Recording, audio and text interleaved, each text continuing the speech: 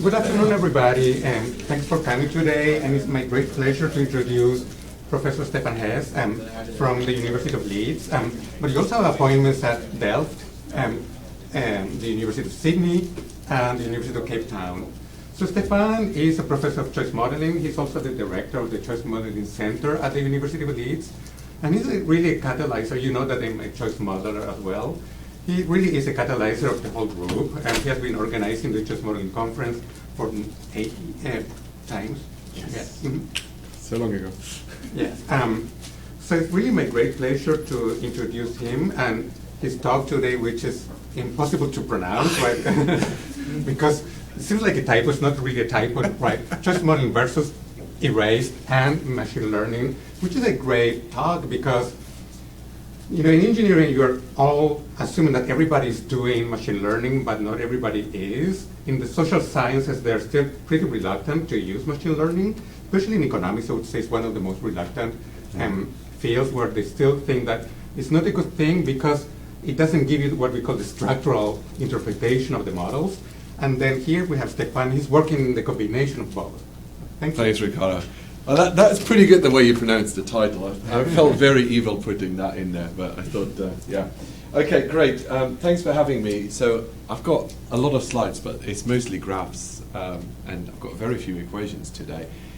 So what I'm going to talk about is why I do this work, and then I've got 4 different case studies that kind of like gradually build towards this aim of bringing these disciplines together. So before I start, if you're thinking about what behavioral modelists do, you know, we have a real world where people make choices. You've decided to come to this seminar, and then I was looking at what everyone was eating, and I said to Ricardo, either that place is really good or it's the only option. Then Ricardo told me, no, they get it for free. So now I understand.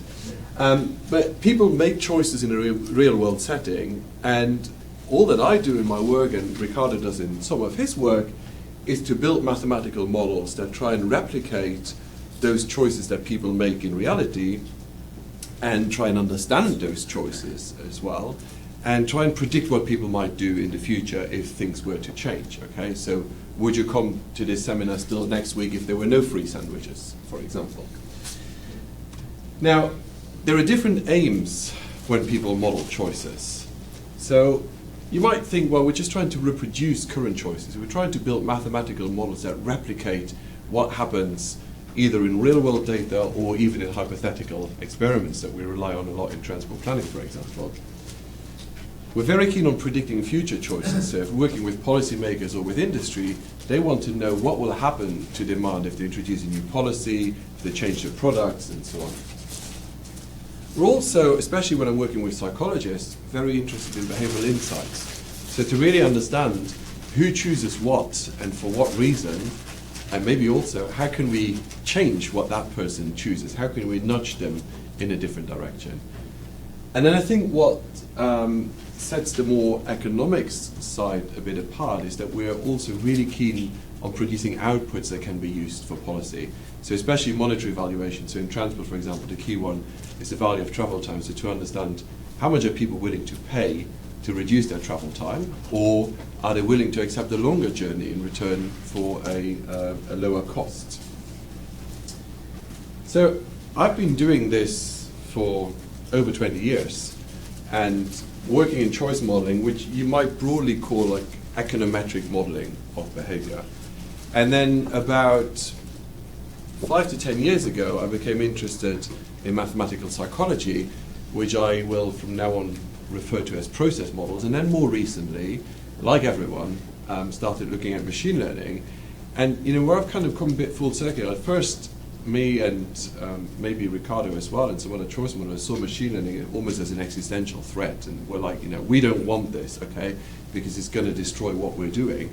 And now increasingly I look at it in a very different way, which is what I'm going to try and convey today. So if you're thinking about what choice modelers do, what we're interested in is why is a choice made, okay? So why is somebody traveling by car to go to a certain place instead of taking the bus?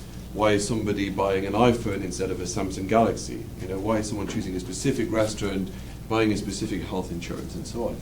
And what we're trying to do is we're trying to understand the drivers of those choices in terms of the explanatory variables like cost, time, and so on, the sensitivities of the person which we're trying to estimate, and the role of that person's characteristics, social demographics, the settings in which to make the choices, and so on. And we're very interested in heterogeneity. So we're very interested in understanding the fact that different people make different choices and to try and understand why that is the case. And then our results are used so widely in policy guidance, also by industry. And our results are used for demand predictions, so to predict future demand, but also appraisal to really produce welfare measures coming out of the models and use them for policy analysis. And what's very crucial is almost all choice modelers would accept that our models are just approximations. I don't believe for 1 second that any person uses either this, which is a random utility model, or a random regret model when they make their choices. These are just convenient approximations to real-world behavior, which have desirable properties in terms of their outputs and the computation tractable. So then I started working with psychologists, and they are interested, how is a choice made? So they're really trying to build mathematical models that seek to replicate what happens in the human brain. So they use a lot of EEG data, eye tracking data, and so on. And they are really not interested in the outcome. They're really not interested in predicting what someone chooses, or even why they choose it. What they're interested in is, how is that choice made? Okay? And they have different models. So here's one that we worked on, which is decision field theory, which is the idea that you deliberate with yourself when you're making a choice, and you kind of convince yourself which is the better thing to choose. This is quantum probability, so borrowing ideas from physics in behavioral modeling. Now, these models are very difficult to apply mathematically, and they need very detailed data, and that's why they've been largely lab restricted so far. And then machine learning, my very simplistic view is to say machine learning is not really interested in how a choice is made or why a choice, a specific product is chosen, but just interested in predicting what that choice is. So what is the outcome of the choice process? And we all know that machine learning is very powerful in prediction, very flexible in terms of the data that we can use. But the criticism, certainly in choice modeling and in psychology, has always been that there is little or no interest in understanding the choice process, and also little insights into how the choice is actually made and why it's made, which makes it very difficult to convince any policymakers to use the results from these models. So when I was writing a grant a few years ago, I was trying to illustrate what are the strengths and weaknesses of these different models. And the middle is bad, this is average, and the outside is good. And you can see I'm biased because choice modeling is the only one that never goes to the middle, which is the bad area. But what I'm trying to convey here is that each one of these methods has strengths and weaknesses. So models from psychology are great at dynamics, behavioral realism, but they really struggle with real-world application, prediction validation, which other methods do much better with. Okay? Choice models are maybe not so flexible in terms of data sources, or so good at prediction, but then they are very easy to interpret and produce outputs that we can use for policy. So what I've tried to do in the last 2 years or so is to move from an initial idea of just comparing these approaches to trying to integrate them together and build new structures and new insights. But of course, all of that still starts with comparing them and seeing what are the actual strengths and weaknesses between these models. And so much of the work that has compared the methods has looked at just 2 or 3 structures, for example, just one machine learning model, one choice model. And so what I did with 2 of my colleagues in Leeds, Panos Solaridis and Thomas Hancock, it's 2 former students of mine that are now still postdocs in Leeds. We've actually done the first comparison of choice modeling, machine learning, and mathematical psychology models on the same data. Okay? So taking all 3 families of models. In the paper, we're doing this on different data sets. Here I'm just going to talk about one application. But what we're doing is we're kind of taking somewhat representative models from different families. So in choice modeling, we're using a simple logit model, and we're using a mixed logit model.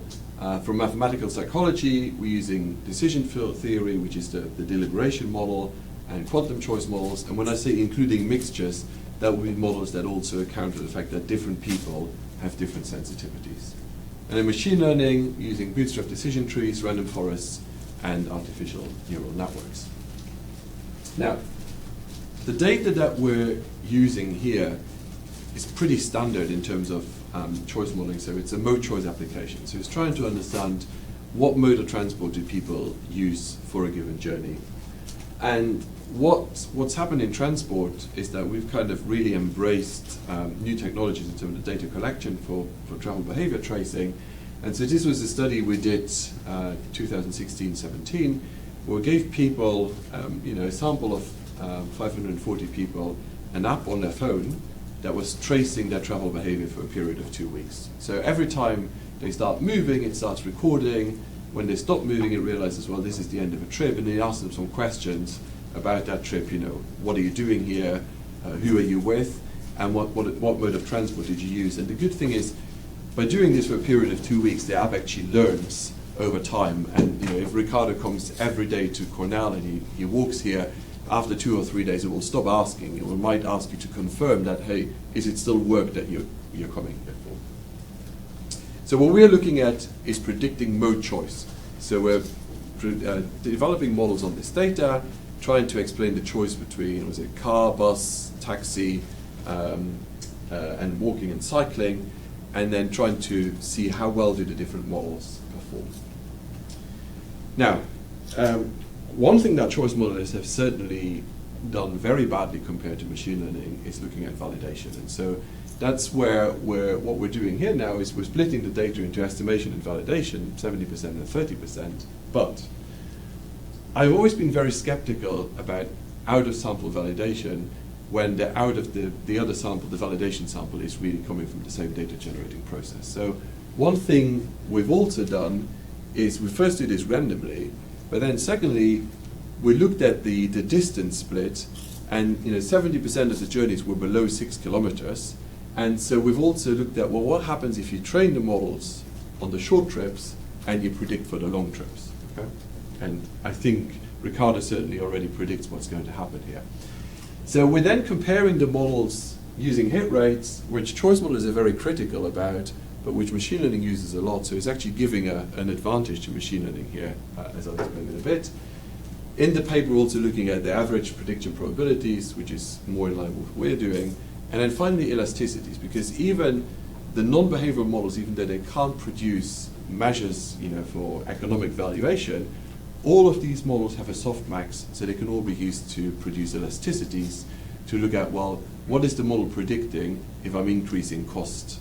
Will the mode choices change? Okay, so let's get started. So this is on the 70-30 split of the data, where I'm comparing bagging against choice modeling machine and mathematical psychology models.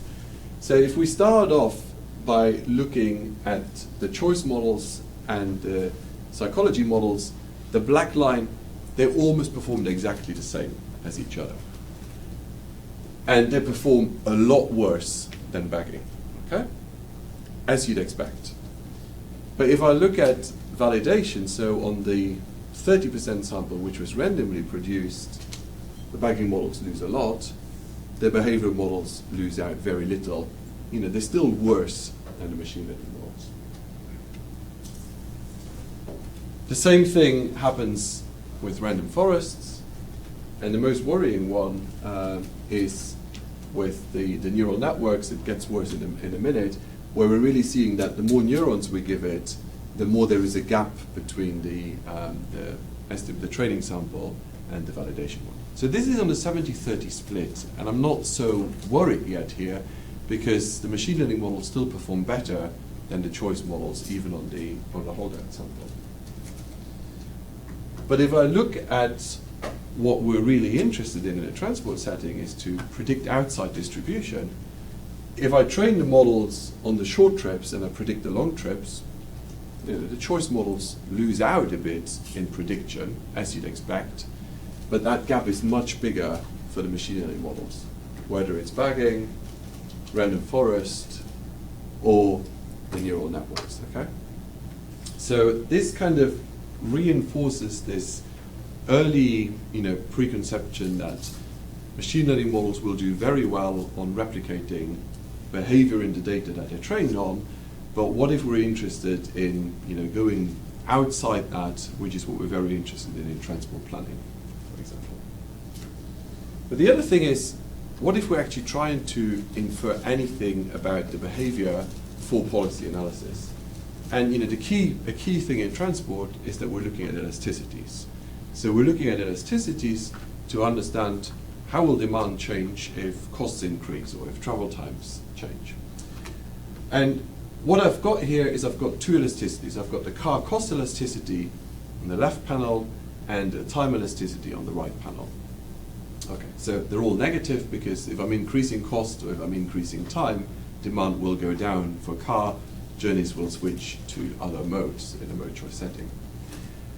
What I've got on the horizontal axis is the prediction accuracy from the models, so the hit rate, where, as we saw earlier, the machine learning models are more towards the right than the more behavioral models, and on the vertical axis are the elasticities.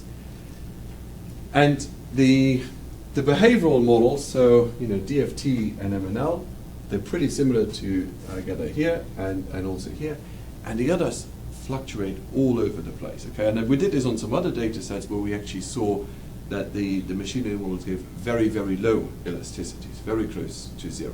Okay, so this kind of confirmed our initial suspicions that maybe machine learning is really good at replicating what happens in the data on which we're training it, but if we're trying to go outside that, either just in terms of forecasting behavior in other samples or for a sensitivity policy analysis, then maybe we're losing out compared to the behavioral models. Okay, so that's what I just said. So whatever you do, you go outside the sample, you're always going to lose out. But what the basic finding here seems to be that a behavioral model is maybe a little bit more robust to that. So then I started working with Shan Hao, who was then at MIT. He's now moved to Florida. And he had this absolutely beautiful idea, I think, which was to take lots of evidence from studies comparing choice models and machine learning, so just these two families now, and essentially turning this into a tournament. So where these models compete against each other, and then trying to estimate a model that would explain, well, if in each comparison we have a winner, essentially, for a given setting, what explains who that winner is, which model is that winner, okay? And this is, so what I'm going to present here is we've got a first version of this, and we're still improving it as I'm talking. So how does this work? So we have, m different models, and each one of these models has a predictive value. So the predictive value is how well does the model fit the data, and we're using the hit rate here, for example. And then what we're doing is we're formulating an intrinsic predictive value for model M, which we're parameterizing as a function of the type of model it is. So the betas are just constants for different types of models, and the characteristics of the study on which that model was estimated. Okay, so to understand, how do the characteristics of the study influence model fit, and how does the model per se influence model fit? So characteristics might be of the model, number of neurons, for example, in the neural network. You use 105 different models from 12 different model families. And so if you're looking at the model that we're running, so the tournament model, in this model, each observation is a comparison, okay? So take two data points, one model, another model, not even necessarily on the same data set, and then the probability of model M0 winning the comparison is simply a logit model taking the intrinsic values, the intrinsic predictive value that I had on the previous slide, okay? So that becomes kind of the utility of the model. And then we have many pairs of observations, where we always know which model won the comparison, and we're simply estimating a logit model on that data. Okay? And the observed outcome is simply which of the two models outperformed the other model. We use two different data sources for this. So first of all, 35 studies published in the literature that compared machine learning and choice modeling, and then a new data set, new metadata set, that was using models estimated on four large data sets. 3 of them revealed preference, 1 of them stated preference, 105 different models, and then also segmenting them by data size, etc. So the amount of work that went into the modeling was really tremendous. And then I became very unpopular when I pointed out an issue with the specification of the choice models, and they had to be run again. So what factors did we include? Well, what's the choice context? Is this mode choice? Is it route choice? Is it trip generation? Sample size, amongst others, and so on. So first, we're looking at performance by model family. Okay, and you can see here, choice modeling is in the lower half in terms of prediction performance, and deep neural network is the best overall. But you can already see that there is a lot of heterogeneity. Okay, so across the different studies on which models are applied, there are differences in how well they perform. Okay, now what's important to know there is how much of that is due to them being different models, and how much of that is due to the studies to which they were applied. Okay. The graph that I was disappointed by was this one here, which showed that the choice models were over here. So this is nested logit, MNL, and mixed logit. And I'll come back in a second. I know there's not that many people that are core choice modelers in here, but I'll come back to this point in a minute. How come mixed logit actually does worse than MNL? And I'll prove that in a second why that happens. Okay. But so what we're clearly seeing here is there are differences across the models.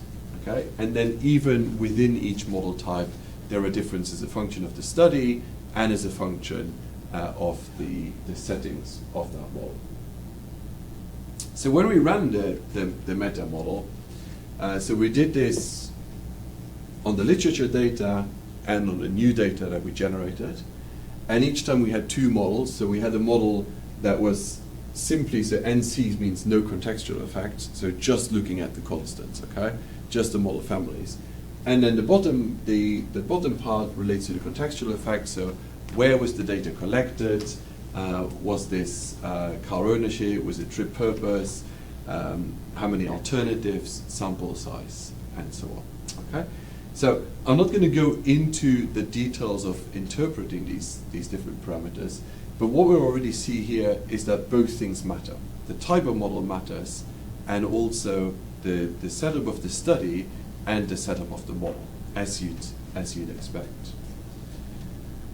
And what we're seeing is that many, not all, but many machine learning models outperform the choice models, but that overall, at least so far, the contextual effects are more influential than the choice of the model. So what matters a lot here is the type of study on which the model was estimated. What we're doing at the moment, we are rerunning the meta models by making the impact of the contextual effect differ across models. So we want to see, for example, if you have more alternatives, which we know reduces prediction performance, does that reduce the prediction performance more for some model families than for others, okay? So to move towards this idea where we're seeing that, well, it's not the case that one model does best overall, so we need different models for different contexts. Okay, so now I'm going to start bringing these things together. And so this is work I'm doing with my colleague in Delft, Sander van Ranenburg, where we're looking at using model averaging to combine different models together, but we're using model averaging as a function of the specific case that we're applying it to, as I'll explain now. So we are again using the same data, so this GPS data that I told you about earlier, but what we're now doing is we're dividing the data into 10 segments, each time 10% of the data by distance. Then we further split into estimation and validation. We don't use the 2 extreme segments in estimation, But when we're doing an estimation, we're estimating models 5 times, each time grouping together 4 segments. So a model for segments 2 to 5, 3 to 6, etc. So essentially a model for the short trips, a model for the long trips, and things in between. We're estimating a whole range of different models, logit models, nested, mixed logit, models again for mathematical psychology, and then MLP and gradient boost. So the first thing is producing the same finding that we saw in the meta tournament. Is mixed logit is amazing in estimation. So, shorter bar is better here because it's log likelihood per observation, and it's terrible in prediction. And this makes perfect sense because the reason mixed logit works so well in estimation is because we're using it to explain differences across people. We have multiple trips per person, and we see, well, where on the distribution is that person most likely to be. In prediction, you need to predict individual choices. So individual trips, you're going to integrate or simulate out at the level of the observation, and all these advantages disappear. Okay? So if we're doing prediction, mixed logit is not going to really help us. Gradient boost is always the best, more so on longer trips. Okay? So if you're almost always the best. There are 2 cases where the MLP model is slightly better. These are always differences against the gradient boost models. Okay? But what we already see is there are differences also by distance segment. Okay? So on the shorter distances, the differences are smaller than they are on some of the larger ones. But what we're really interested in is how well do the models now do if we're going outside distribution.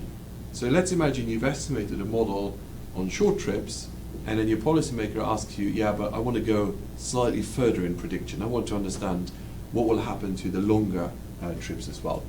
So how well does a model estimated on segments 2 to 5 do in predicting segment 1 or any segment above segment 5? Okay? And will that performance degrade more the more we move away, which is what would be our expectation? So if I look at extreme case 1, which is the model trained on the short trips, segment 2 to 5, all of the models perform very similarly here. And then if I predict longer trips, they go down, and they go down the most here for decision field theory, so the psychology model. If I do the other one, if I look at a model trained on the longer trips, short trips are generally very easy to predict, okay? But the neural network does really badly in predicting the shorter trips if it's been trained on the longer trips. Okay, so what do we do about this? So what we're now doing is that we're going to do model averaging, so that we're using predictions from the different models, and we're going to use a model averaging structure that gives different weights depending on which segment you're predicting for and which segment you've estimated on. Okay?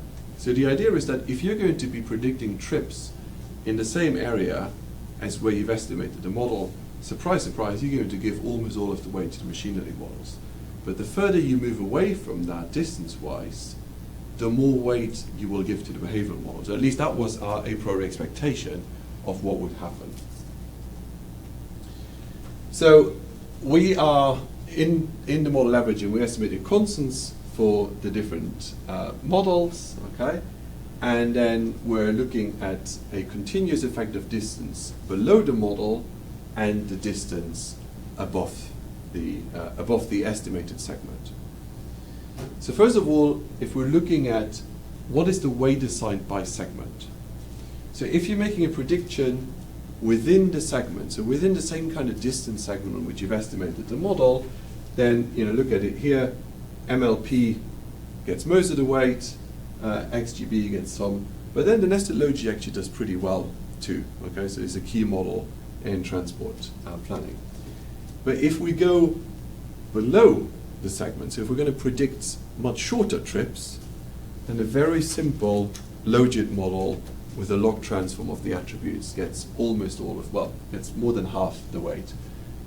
But then interestingly, here, the 2 machine learning models do really well in terms of the weight they're getting if we're going outside the distribution above it. So this is not completely in line with what our a priori expectations might have been.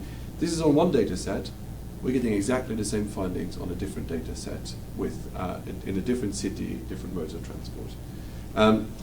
The nice thing is these weights are not just in groups, okay? But if you're looking at below the distribution, for example, you can see initially the MNL model. That's the MNL model gets some of the weight, and then the nested logit model takes over. And similarly, above the distribution, again, difference across the models, which model gets weight depending on how far you go. So the basic idea here is that you can train models on different distance segments and understand how well they perform as you go outside that distribution, and then in application, when you actually use them for policy, you give different weights depending on how far you go. And on the validation data, the model averaging now does the best overall, no matter what segment you're looking at in terms of distance. Okay, so the last study is the most exciting one, and I was expecting to have one of the co-authors in the room, not two of them, okay? And especially not the lead author. So this work addresses, again, this is a beautiful idea, and it wasn't mine.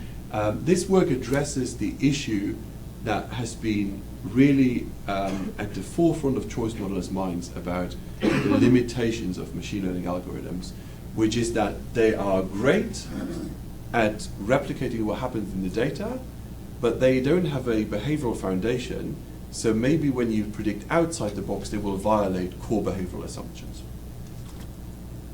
And so what this work does, it proposes some metrics of behavioral regularity, and then it enforces those metrics during optimization of the models. So the metric really simply relates to the law of demand, that as the cost increases, demand should decrease, okay? Which we would all be expecting to happen. And we can either look at weak regularity or strong regularity. Do we allow some violations of this or not? So I'm not going to go into the mathematical details, but the core idea is we measure how well does the model do in terms of sticking to behavioral regularity. So what share of the predictions will violate these behavioral theories? So if we were using unconstrained optimization of a model, so we've got a set of hyperparameters, and then what we're looking at, we have many trips or whatever other observations they might be, and each time we're just looking at the probability of the one that was actually chosen, okay? So this is equivalent to log likelihood maximization, which is what we're doing in choice modeling. Now this is unconstrained, so it's just letting the data speak completely freely. Now, of course, what you could do is say, well, I want to optimize my model and enforce strict criteria here that the impact of cost is going to be negative. And what we do instead here in this work is use soft constraints, so to essentially penalize the model for violations of regularity, okay? So if the model ends up with cases where increase in cost lead to increases in demand, that gets penalized. The paper looks at various different regularizations for this. I'm just going to have a couple of them in the graphs that I'm going to be showing. So the data set is from Chicago. So again, a travel data set, 4 modes of transport: car, walking, train, and bicycle. The paper looks at cases with 10,000 observations and 1,000. Here I'm only going to look at the case with the 10,000 observations.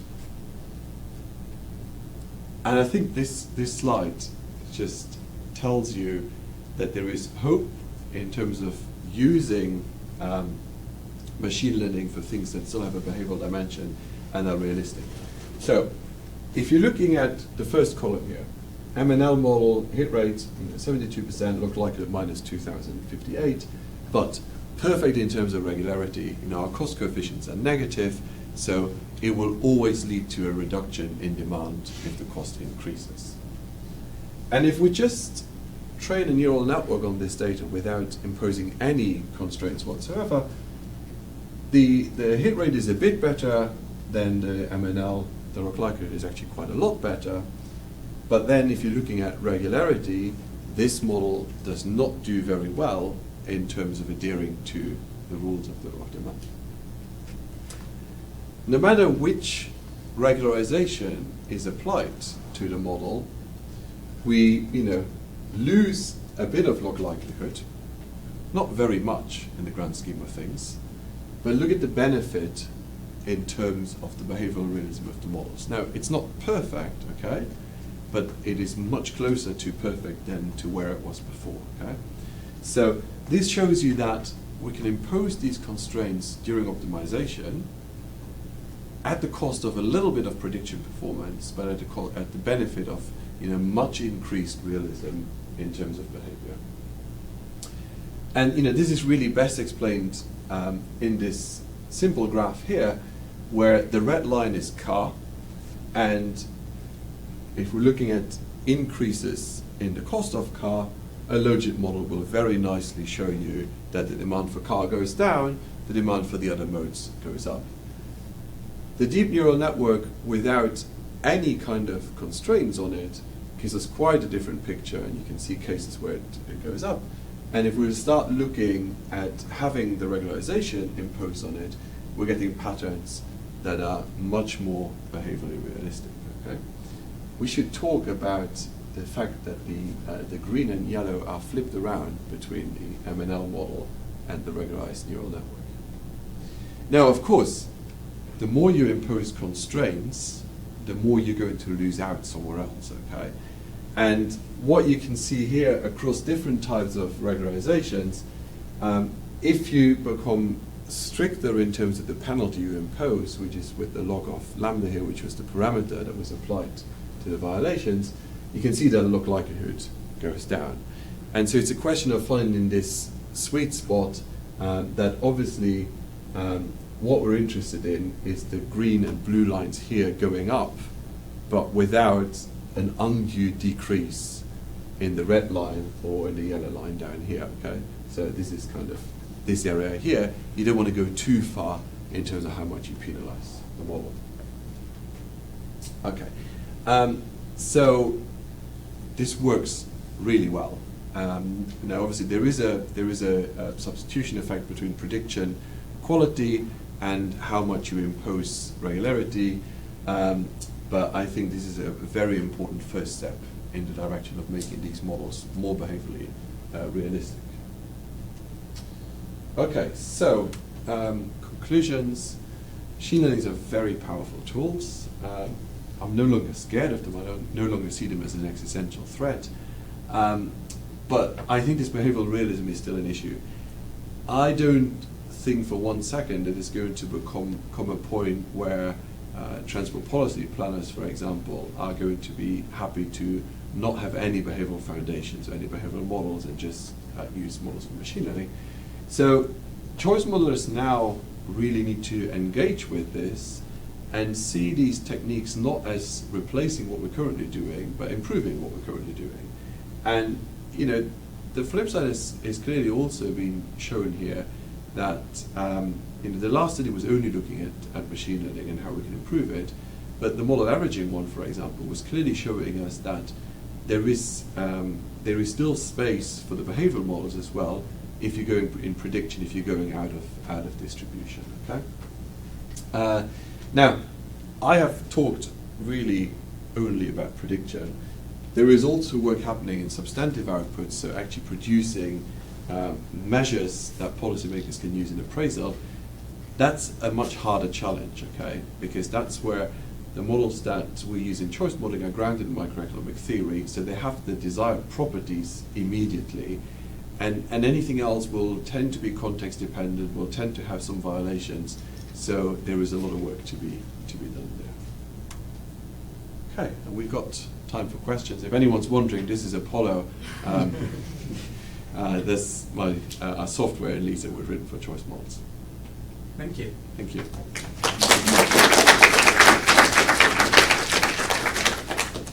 Questions for Stephane? Many. Okay, thank you for your presentation. So I have a question because I know that, for example, like Shenhao, he's also working on another work, which is try to collect the decision variables not only from the text, for example, like survey data also, and also from like images, for example, like satellite images of like the land use data. So do you think this is a promising direction in the future, or do you think it is too early to talk about like image? No, so I think that this is really interesting, and there are a few people that are now working in that direction. Also, again, Sander and a student in Delft, they were looking at people's residential location choices and looking at different neighborhoods and representing that graphically, like with photos, and then training neural networks on that to understand what goes on. So I think once again, our behavioral models are so grounded in the idea of using, numbers and training on those numbers. So I think there is a lot of scope for that. The question for me is a little bit, this works and it will give us interesting results, but how do you use those results for anything that you might call useful to the wider world in terms of policy analysis, etc. So I think that bit is still missing. The same thing, I've seen people using training neural networks on Twitter data to understand evacuation behavior. Okay, great, but again, it's the whole thing is like, okay, well, how can we now use that as a next step to then predict behavior coming out of that data? Okay, thank you. So I might be wrong because I'm from economics. This is totally out of my area. But model averages seems pretty interesting. But I just wonder, it seems like the idea of doing this extrapolation is by leveraging your knowledge on how the weights are informed by how when you move across the distribution of the trip length, how different model performs. But I just wonder if you have a well-specified choice model that lets you learn about how people have, say, this utility over the trip length. Would that be a substitute for compared to this type of black box predicting? And it also has greater interpretability, right? Yeah. So what you're talking about here is the idea of training a specific model, no matter what model family that is from, and getting that model to understand the fact that behavior is different according to different, trip list distance, for example. That's certainly something you can do, and the models here do that to some extent as well. But that doesn't yet allow you to easily think that you can, extrapolate outside that area. Okay, and the whole point here is, no matter how well you specify different models, what has certainly come out of this work is that we're seeing that different models perform differently well for different types of trips, okay? And I'm not surprised by that at all. We've seen that in the past as well. And so that to me then, the strength of the model averaging approach is to try and quantify those relative advantages and disadvantages as a function of the characteristics of the trip, and then importantly, as a function of the characteristics of the trip that we're trying to predict, which is not what we've trained the data or the model on. So these weights also partly informs the performance of these models. Right? Yeah, so we've trained the models on different kind of distances to understand which model performs better where, and then we're predicting outside that area. That makes sense. And that depends on specific types of trips you're training, like say you have work commuting trips or leisure trips, or. Yeah, so here, journey purpose was a covariate in the model. The hard thing is quantifying distance. So this is where transport is so easy, okay? Because distance is just the trip distance, and that's what we can see. So you always need to think about, if you're making a prediction for somewhere else, you need to be able to quantify the distance in terms of the distance between the training data and the prediction data. And that might be a very multivariate thing to consider. You had a question? Yeah, let me just start by saying that I think anybody that's trying to model human behavior should get a medal. I don't think it's going to be possible. But are you, the people that you know that are doing behavior modeling, are they assuming behavior is, if they discover what it is, it's going to stay that way? That's a good question. Okay, so I think we we acknowledge a lot that we should be looking more at longitudinal data, and we don't. And we also acknowledge a lot that the differences we're picking up in our data are largely cross-sectional, so different income people making choices or something. The problem with longitudinal data has just been the data quality. It's getting better. We're using household travel data where the same people are interviewed over 10 years in time. Behavior is certainly changing, and behavior is changing both at the person level and at the population level. It's something that we're working on. I think we've become so, looking here at Ricardo, because he'll probably agree with me, we've become so focused on improving our understanding of current choices and ever more complex model structures, and not really exploited core ideas of behavior changing over time, behavior in dynamic settings, and so on. But I agree with you. Modeling behavior is challenging. I don't think it's impossible. I think the important thing is to acknowledge that we're never going to get it completely right, but we're getting it much better than you might think sometimes. You had a slide where you're talking about, I think, short trips and whether somebody takes a car or a bus or a taxi. Wouldn't that also depend on the weather? Yeah, definitely. Yeah. So the weather is incorporated in the model as a covariate, so to explain that, if it's raining, you're less likely to cycle. And even, what we even do in some of these models, I can't remember if we did it in this model, but we even don't look just at distance, but we also look at the gradient, okay?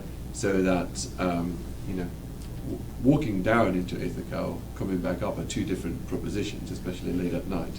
Okay, so we take those things into account as well. So you're focusing on predictability, and it seems that you're interested in predictability of individual observations.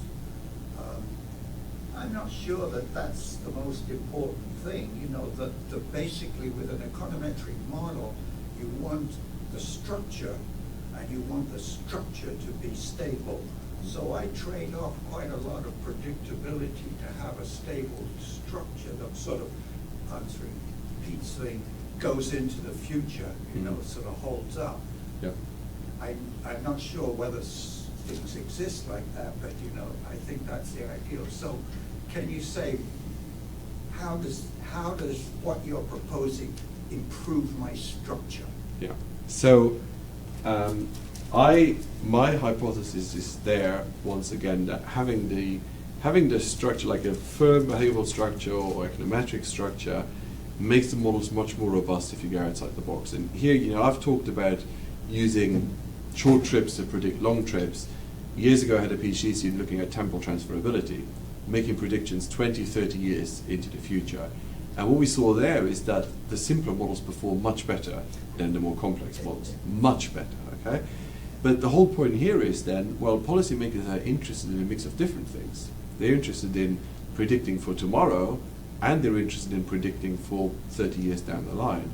And what this allows you to see is that, well, maybe it's not the same model for those two things.